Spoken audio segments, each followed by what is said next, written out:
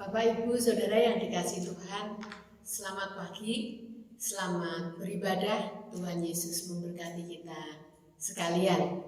Meskipun ibadah di rumah, biarlah kita tetap semangat, tidak mengurangi rasa hormat kita kepada Allah, dan biarlah Tuhan berkenan akan ibadah kita. Mari kita bersama-sama berdiam diri sejenak.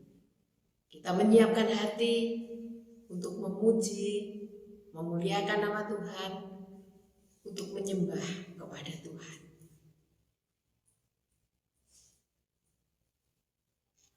Haleluya. Pujilah Allah dalam tempat kudusnya. Pujilah Dia dalam cakrawalanya yang kuat. Pujilah Dia karena segala keperkasaannya. Pujilah Dia sesuai dengan kebesarannya yang hebat.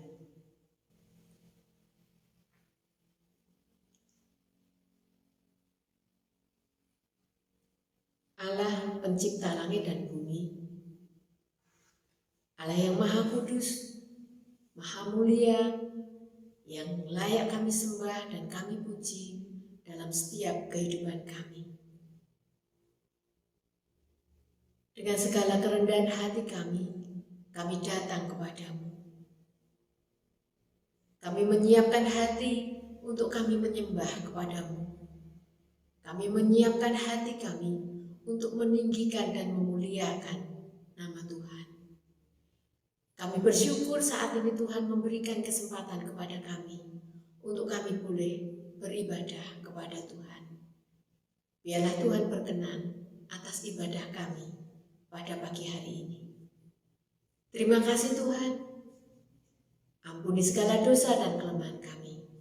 Di dalam nama Tuhan kami Yesus Kristus, Allah kami yang hidup, kami berdoa dan mengucap syukur. Haleluya. Amin. Mari bersama-sama kita meninggikan, memuliakan nama Tuhan dengan nyanyian nomor 13, Allah Bapa, sumber kurnia.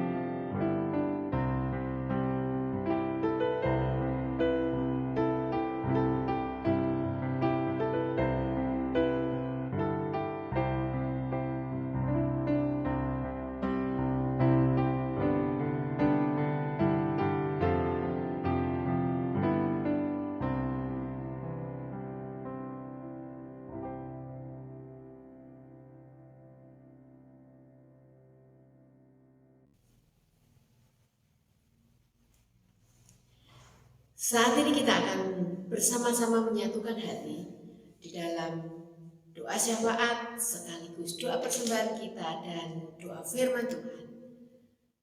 Untuk itu kita siapkan hati kita dengan pujian, Ku Tak Akan Menyerah.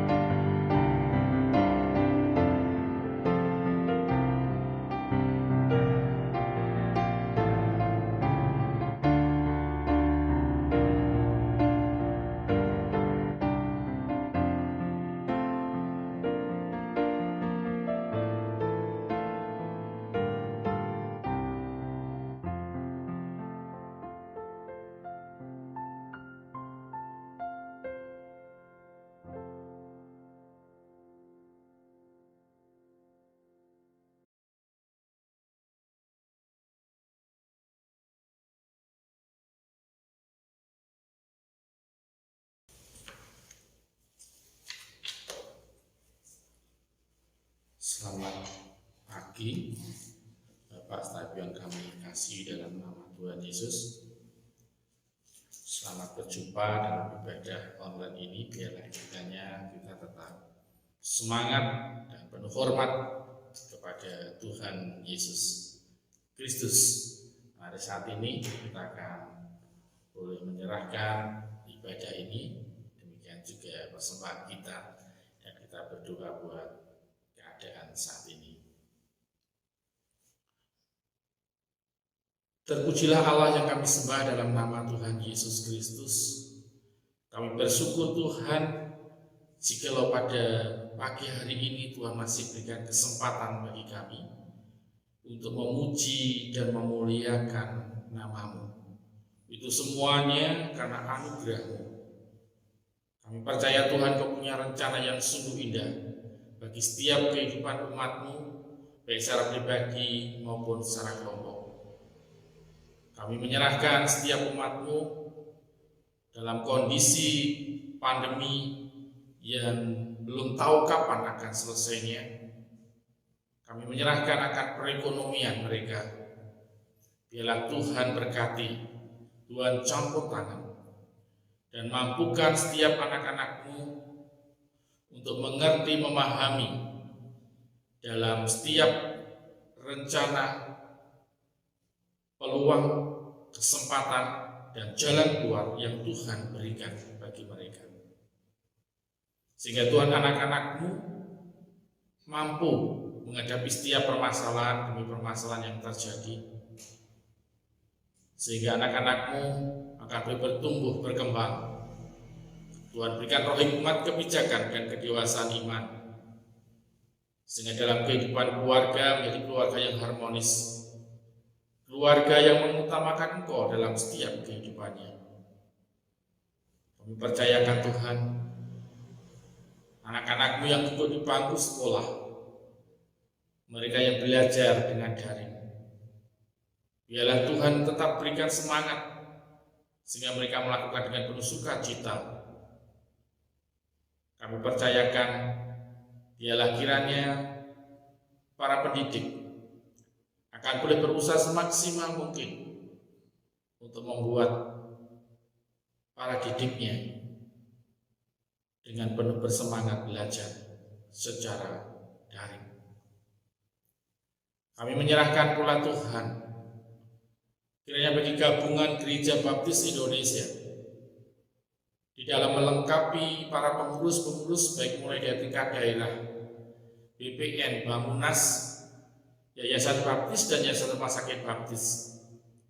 Tuhan persiapkan kiranya anak-anak-Mu yang terbeban, anak-anak-Mu yang sungguh punya hati untuk melayani pekerjaan-Mu dalam gabungan Gereja Baptis Indonesia.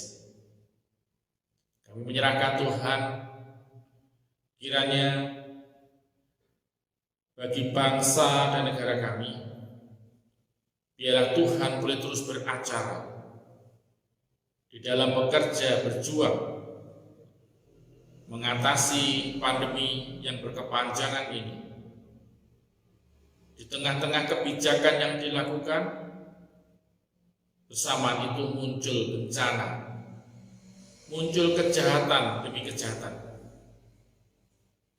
Tapi kami percaya Tuhan, kami punya Allah yang hidup, Allah yang mampu melakukan segala sesuatunya.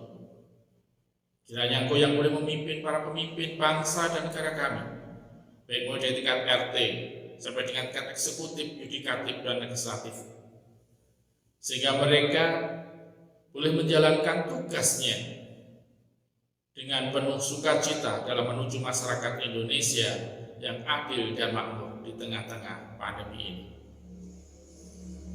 Kami percayakan Tuhan, kiranya para nakes, demikian pula rumah sakit, biarlah Tuhan boleh terus campur tangan, sehingga mereka boleh menjalankan tugas dengan baik. Tuhan berikan antibodi dan imun yang ekstra, baik para nakes maupun keluarganya, sehingga keluarga pun Tuhan boleh mendukung, dan para nakes boleh menjalankan tugasnya dengan penuh damai sejahtera dari tangan kasih-Mu. Tuhan, kami percayakan kiranya di dalam perlindungan, kami juga berdoa bagi para ilmuwan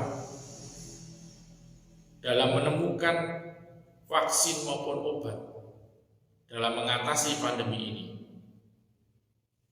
Engkau tahu Tuhan kondisi yang terjadi, mutasi demi mutasi terus terjadi, Tapi kami percaya Tuhan akan tolong, dan Tuhan pasti tolong.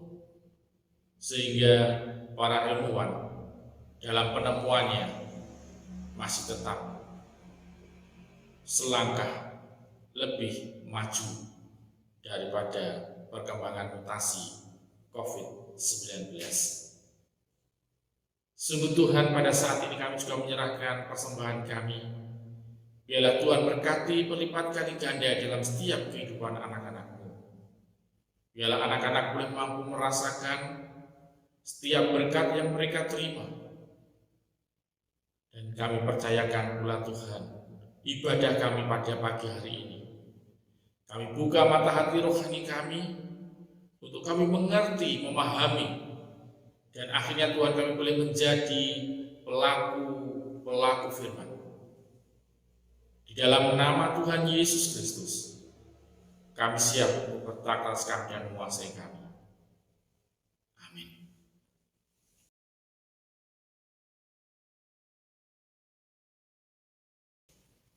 Kebenaran firman Tuhan pada pagi hari ini, kita masih tetap berbicara masalah ekonomi. Namun kita mengerucut dalam hubungannya dengan ekonomi keluarga, di mana kemerdekaan di dalam Kristus Yesus, yaitu memerdekakan dalam segala sesuatunya, termasuk dalam kemerdekaan ekonomi dalam hubungannya dengan keluarga, atau kemerdekaan ekonomi dalam keluarga, yang diambil dari Kejadian pasal 1 ayat 26 sampai ayat 28. Ada 3 hal di dalam menghadapi ataupun mengatasi bagaimana supaya tercipta kemerdekaan ekonomi dalam keluarga. Yang pertama, saya dan saudara dalam kehidupan keluarga harus melibatkan Allah. Dan yang kedua, adanya kerjasama dalam keluarga dalam mengatasi ekonomi. Dan yang ketiga, keluarga harus berinteraksi dengan alam. Dalam pasal yang pertama ayat 26 sampai dengan 28 dikatakan, berfirmanlah Allah, baiklah kita menjadi manusia menurut gambar dan rupa kita, supaya mereka berkuasa atas ikan-ikan di laut dan burung-burung di udara dan atas ternak dan atas seluruh bumi dan atas segala binatang melata yang merayap di bumi. Makalah menciptakan manusia itu menurut gambarnya, menurut gambar Allah diciptakannya dia, laki-laki dan perempuan diciptakannya mereka.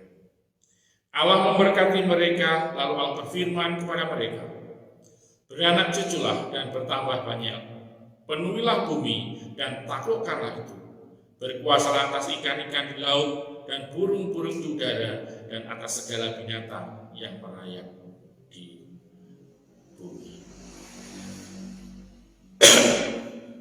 Saudara, dalam hubungannya dengan diciptakan menurut gambar dan rupa Allah, itu berarti bahwa kehadiran manusia itu segambar dan serupa Allah. Demikian pula dalam kehadiran keluarga segambar dan serupa Allah. Karena keluarga yang diciptakan oleh Allah hanya lembaga keluarga, sehingga keluarga pun dituntut juga segambar dan serupa Allah. Itu yang berarti bahwa di dalam kehidupan keluarga harus melibatkan Allah dalam setiap segi kehidupan, termasuk dalam ekonomi.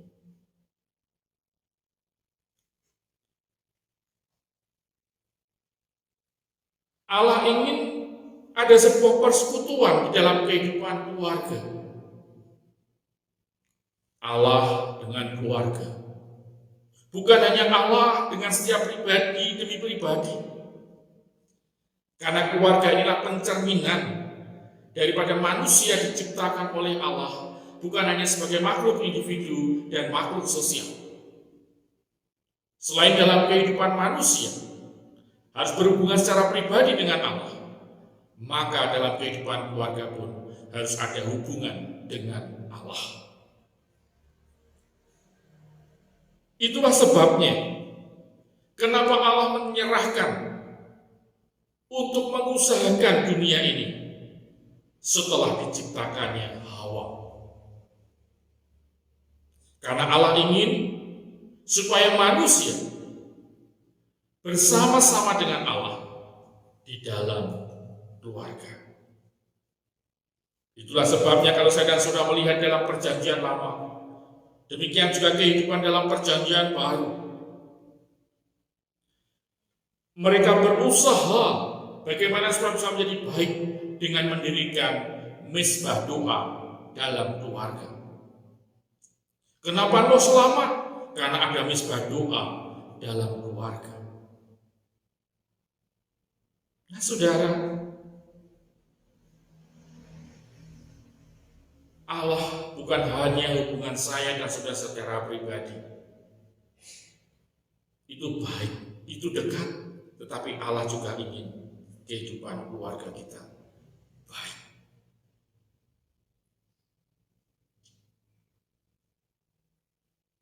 Dan yang kedua, Allah ingin supaya saya dan saudara bekerja sama dalam keluarga. Karena kerjasama dalam keluarga menentukan keberhasilan, terkhusus dalam hubungannya dengan perekonomian saya dan saudara. Saya dan saudara mampu mengatasi setiap permasalahan dalam perekonomian kita. Di dalam Alkitab dikatakan dalam pasal yang kedua, ayat yang ke-18, Tuhan Allah berfirman, tidak baik kalau manusia itu seorang diri saja. Aku akan menjadikan penolong baginya yang sepadan dengan dia. Diciptakannya manusia sebagai penolong yang sepadan. Artinya ada sebuah kebersamaan, keseimbangan. Dan kalau kita melihat dalam perjanjian baru, bahwa dalam kehidupan keluarga, seorang istri harus tunduk pada suami, dan seorang suami harus mengasihi istri. Kata tunduk dalam bahasa aslinya adalah huposotome, yang artinya tunduk setunduk-tunduknya. Dan kata agape yang artinya kasih seperti Kristus, yaitu pengorbanannya sampai mati di atas kayu salib. Tapi saya dan saudara tidak perlu mati di atas kayu salib. Nah, saudara, maka di sini menunjukkan arti bahwa dalam setiap kehidupan keluarga masing-masing harus menjalankan tugas dan tanggung jawabnya, dan seringkali dikatakan melakukan kewajibannya. Kalau saya dan saudara mungkin sepantaran dengan saya, mungkin lebih tua daripada saya, dulu ada pelajaran namanya pendidikan moral Pancasila atau PMP. Diajarkan didahulukan mana antara hak dan kewajiban.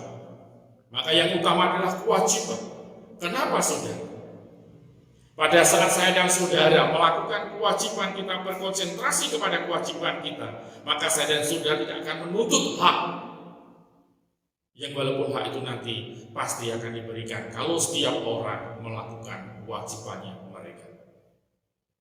Tetapi kalau setiap orang hanya memperhatikan tentang haknya, maka akan terjadi kekacauan di dalam kehidupan keluarga dan kekacauan pada umumnya dalam kehidupan dunia ini.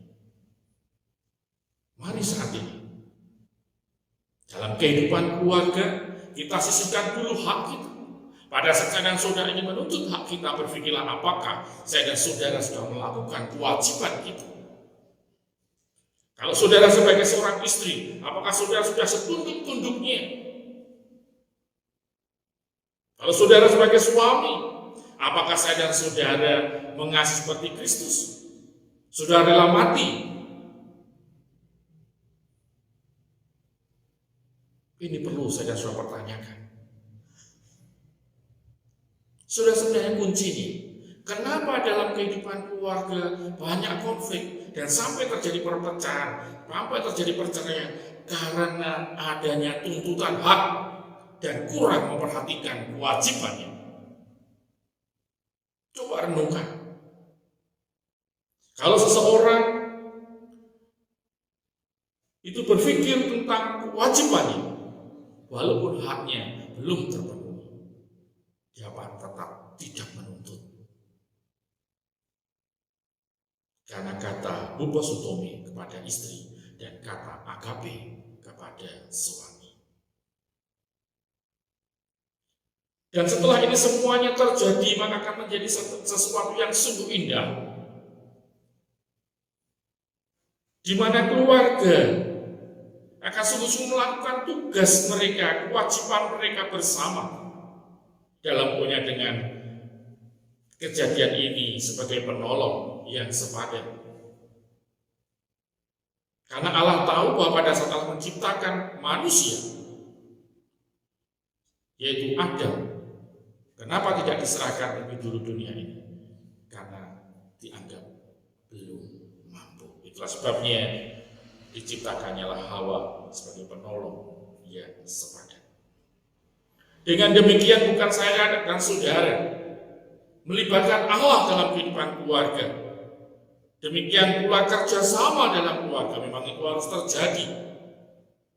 Tetapi dibutuhkan yang ketiga, adanya interaksi dengan Allah. Setelah Allah menciptakan manusia itu, tidak berhenti di situ saja, tetapi Allah memberikan sebuah perintah ataupun kepercayaan, yaitu untuk mengusahakan dan memelihara. Dalam pasal yang kedua ayat yang ke-15, Tuhan Allah mengambil manusia itu dan menempatkannya dalam Taman Eden untuk mengusahakan dan memelihara taman itu. Dan juga ada batasannya, yaitu jangan makan buah pengetahuan yang baik dan yang jahat.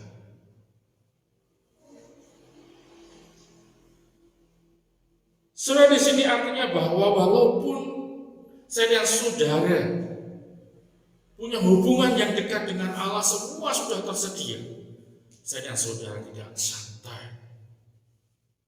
Tetapi Allah memberikan sebuah kepercayaan. Atau bisa mungkin saudara menganggap itu sebagai perintah, yaitu mengusahakan dan memelihara. Lalu bagaimana dengan kehidupan manusia setelah jatuh dalam dosa? Apakah tanggung jawab ataupun kewajiban itu berubah? Dalam pasal yang ketiga, ayat yang ke-19 dikatakan, dengan berpeluh engkau akan mencari makananmu sampai engkau kembali lagi menjadi tanah, karena dari situlah engkau diambil. Sebab engkau debu dan engkau akan kembali menjadi debu. Lalu perhatikan ayat yang ke-23. Lalu Tuhan Allah mengusir dari Taman Eden supaya mengusahakan tanah dari mana ia diambil. Saudara, rupa-rupanya kepercayaan itu masih diberikan kepada manusia, yaitu supaya manusia mengusahakan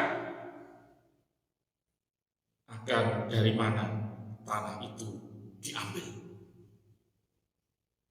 Tetapi ada sebuah perbedaan. Kalau usaha yang dilakukan sebelum manusia jatuh ke dalam dosa, itu manusia tidak akan bekerja dengan keras. Tidak sesulit pada saat manusia jatuh ke dalam dosa. Tetapi setelah manusia jatuh ke dalam dosa, dia harus mengerjakan dengan berpeluh. Kata berpeluh di dalam kamus besar bahasa Indonesia artinya bekerja keras. Dan ini tidak bisa saya dan saudara hindari. Walaupun mungkin saudara dilahirkan dalam keluarga yang kaya raya, sudah punya hubungan dengan Tuhan, tetapi saya dan saudara tetap harus menjaganya.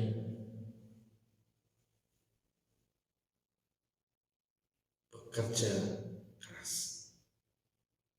Mungkin tingkatannya sekarang sudah bukan hanya bekerja keras, tapi bekerja cerdas.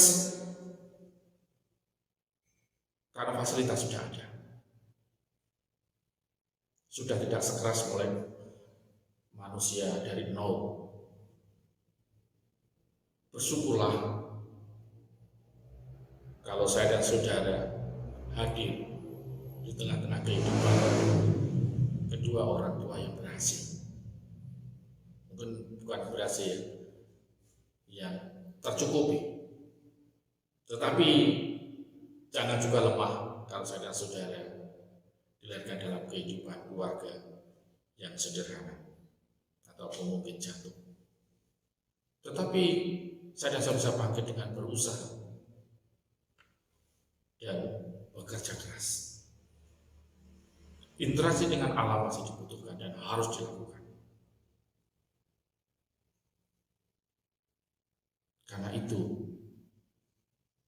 merupakan suatu rencana Allah sejak awal, di mana saya dan saudara bisa lepas.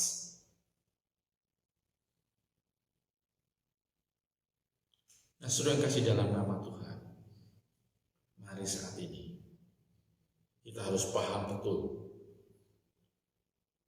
apakah saya dan saudara mungkin berada di tempat kos, kontrak, ataupun rumah sendiri. Saya dan saudara harus mengenali lingkungan itu. Seberapa besar peluang, seberapa banyak yang harus saya dan saudara kerjakan.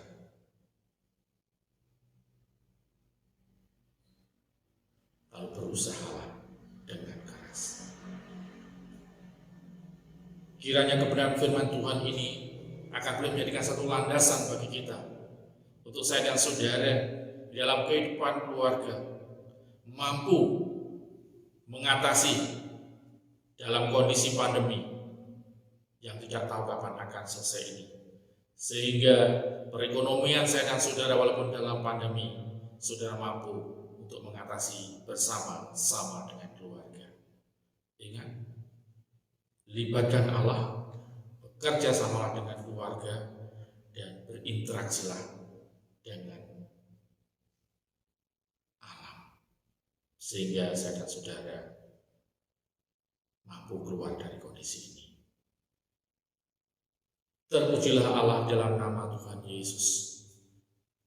Pada pagi hari ini Tuhan kami bersyukur jika Tuhan ingatkan kami kembali.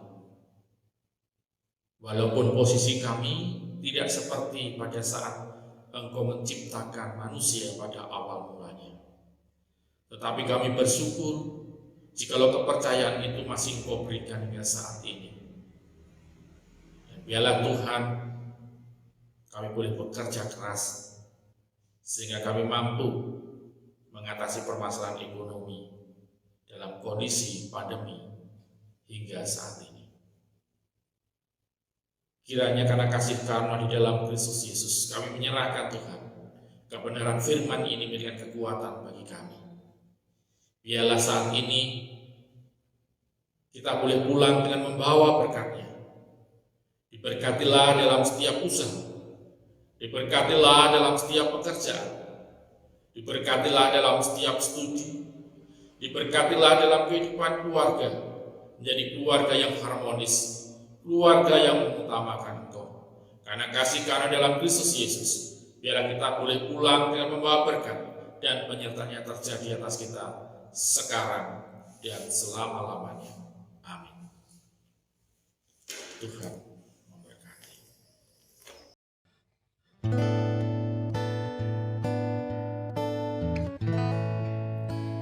Kiranya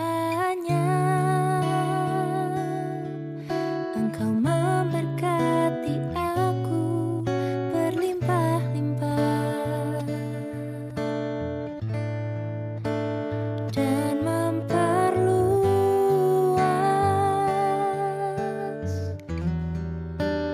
daerahku,